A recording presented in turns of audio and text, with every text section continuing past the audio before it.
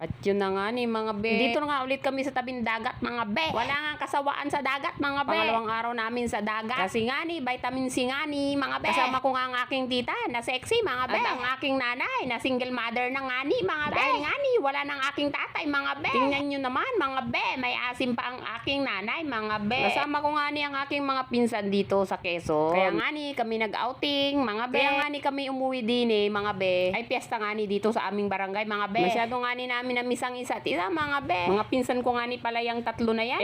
Yung isa anak ko pala mga be.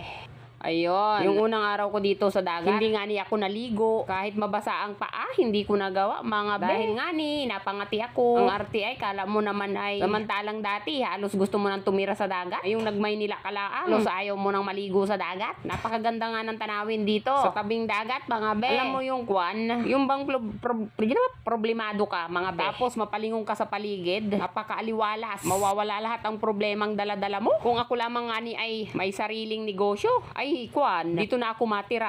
Kapag stable ka sa buhay, sa mga ganitong tanawin ka dapat nag-i-stay. Oo mga be, maraming naninirahan dito sa tabing dagat. Dito ay libre ang isda, libre ang mga lamang dagat na iyong makukuha. Samahan lamang ng kaunting sipag. Hindi pala kaunti, dapat ay masipag na masipag. Dahil dapat dito ay meron kang determinasyon at tiyaga. Dahil ang pagtira dito sa loob ng probinsya, mga be, ayun lang talaga ang kailangan mo. Bawal dito ang patamad-tamad at ikay agutumin. Napakaganda nga ning tumira dito sa probinsya, mga be. Kung talagang nga ni ay paulit-ulit baga.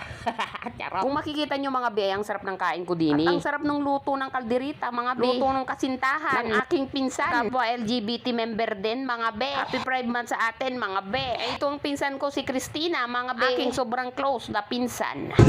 Ano sabi mo sa mga tumboy? Ha? Na babaero katulad niyan. Wala kang karapatang mababae kung princess pangalan mo.